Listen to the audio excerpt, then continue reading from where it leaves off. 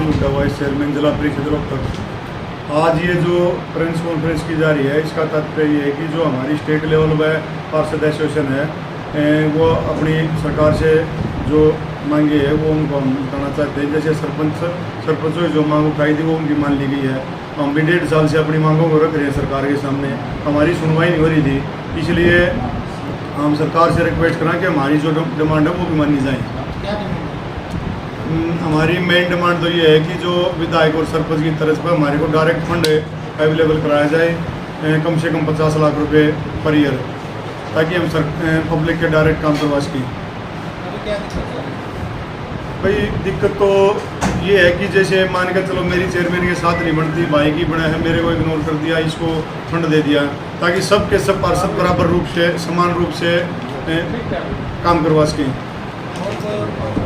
हाँ, और मांग हमारी जैसे टोल टैक्स फ्री करवाना है, निजी सहायक पार्षदों को दिया जाए, जिला पार्षदों की पेंशन मानदेय भत्ता हमारा 50,000 रुपये प्रतिमाह किया जाए, और गांव में विकास कार्य सभी जो टेबल सरकार ने रखी गई है ना, उन टेबलों को ख़त्म किया जाए।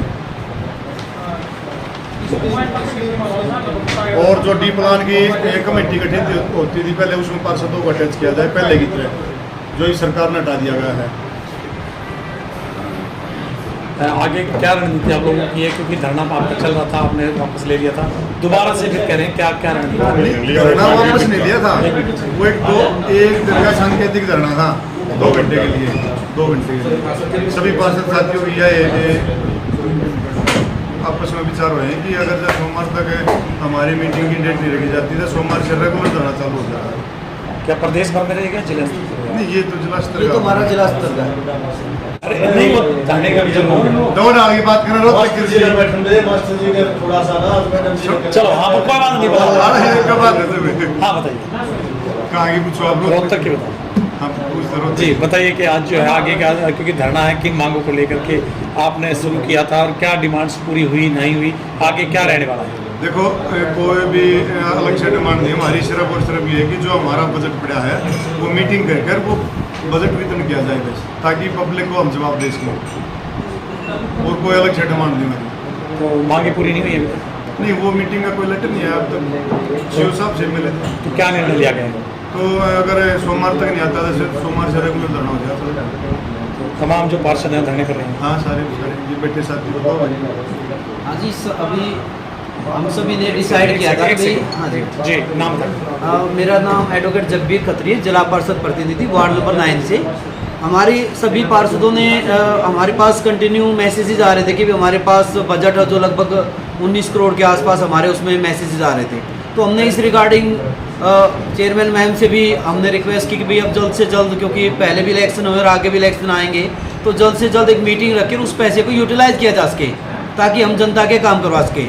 तो उसके रिगार्डिंग उनसे बात की, फिर हमें लगा कि वो शायद ज़्यादा सीरियस नहीं है, तो हम सीओ साहब से मिले, वहाँ से भी हमें कोई पॉजिटिव रिस्पॉन्स नहीं मिला। तो हमने डीसी साहब से भी, हमारे लगभग 8-10 साथियों जाके वहाँ पे भी मिले, और वहाँ से भी हमने उनसे बार बार रिक्वेस्ट की कि जितना जल्दी हो आप एक बार हमारी मीटिंग करा दें, ताकि हम अपने पैसे को यूटिलाइज कर सकें। अब वहाँ से अभी जैसे लास्ट टाइम जो मैसेज वहाँ से आया कि भाई आपने एजेंडा नहीं दिया, देखिए इससे पहले हमारी जितनी भी जिला पार्षद की मीटिंग हुई है, किसी भी हमसे कोई एजेंडा नहीं लिया गया। हमारा सेम टाइम ही हम वहीं पे ऑन द स्पॉट हम अपने लेटर हेड पे लिख के जाते थे काम, और वहीं पे हम अपनी मीटिंग में ही काम देते थे। तो आगे भी हमारी यही रिक्वेस्ट है चेयरमैन मैम से भी, और आप सब मीडिया वाले साथियों से भी हमारी दरख्वास्त है कि हमारी मांग है वो एक जनता की मांग है, और उनकी भलाई के लिए हम सब कुछ कर रहे हैं। तो कोशिश करें कि उसको जितनी जल्दी हमारी मीटिंग ऑर्गेनाइज हो सके। तो वो तो मैडम कह रहे हैं कि भाई काम लेके आओ, काम हमें लिखित में दो, हम काम करने के लिए तैयार हैं। मीटिंग के लिए कह रहे हैं बहुत जल्दी डेट दीजिए। जी, मैं वार्ड नंबर 9 का रिप्रेजेंटेटिव हूँ। मैंने लगभग 100+ जो काम हो दे रखे हैं। आज तक मेरे वार्ड में पूरे 8 से 10 गांव आते, सिंगल काम नहीं हुआ कहीं पे भी। तो मुझे आगे काम देने का आई डोंट थिंक सो कि यहाँ पे कोई लॉजिक बनता है। जब पहले ही कोई काम है तो वो काम कहाँ गए? उनका कोई तो रिप्लाई आए भाई कहाँ पे है, वो होल्ड पे है, वर्किंग में है, कहाँ है? तो अभी एक दिन का सांकेतिक धरना दिया था कि आगे क्या रणनीति है? आगे हमारे सभी साथी हम मिलके करेंगे। अभी तो हमारा ये था कि एक बार उनको हम अपने लेवल पे कोशिश कर लेते हैं, जैसे हमें इंस्ट्रक्शन मिल रही है कि भाई या तो वो कर देते हैं, नहीं तो फिर हमारे पास दूसरा कोई ऑप्शन नहीं है, हमें दोबारा धरने पे बैठना पड़ेगा। और इस बार हम और ज़्यादा थोड़ा सा डिटर्मिनेशन के दृढ़ निश्चय के साथ बैठेंगे जब तक हमारी मांग पूरी नहीं होती। जी बच्चे हैं आपके जो आप देना चाहते हैं। जो न्यूज़पेपर में खबर लगा रखी थी जागर में, वो गलत लगा रखी थी। किसी पार्षद भाई ने कोई ऐसी स्टेटमेंट दी थी, धरना खत्म हुए एक दिन के लिए 2 घंटे के लिए सांकेतिक धरना रखा गया था, 2 या 3 तारीख की बात है। तो उसमें क्या था, हमने अल्टीमेटम दिया था 3-4 दिन में अगर मीटिंग नहीं होती है तो हम दोबारा परमानेंट धरना देंगे। हाँ, सोमवार से परमानेंट धरना देंगे। और अभी तक आज सैटरडे है, कोई जवाब नहीं आया मीटिंग का, और हम सोमवार से अपने परमानेंट धरने पर बैठेंगे। अगर हमारी मीटिंग नहीं रखी गई तो करीब 18-20 करोड़ रुपया आया हुआ है जिला परिषद में, और काम में खतर लोग लगते पड़ रहा है हमारे मतलब ऐसी बात है। चेयरमैन मैम कह रही है कि काम के लिए नहीं आ रहे कुछ पार्षद, तो काम तो जरूर होगा। काम वो एक हमारे डॉक्टर साहब ने बताया, लेटर का नीति कहता है, डॉक्टर का अभी बात है। काम ने तो लगभग एक साथी ने लेटर पैड जो छपवाए थे 100-200 पेज आए छपवाए थे, वो लगभग हम भर कर दे चुके हैं लगभग सारे। तो काम तो बहुत दे रखे हैं, तो दोबारा धरने पे जाएंगे। हाँ जी। हमारे निजी तौर पे हमें स्वार्थ के तौर पे हमने कुछ नहीं मांगे रखी, जो भी रखी हैं वो जो पंचायत राज है उसको मजबूत करने के लिए, गांव देहात के विकास के लिए, और जितनी समस्याएं हैं उनका स्पीडी रिड्रेसल हो जाए, बहुत त्वरित न्याय उनको दिया जा सके, इस तरह की चीज़ें हमने रखी हैं।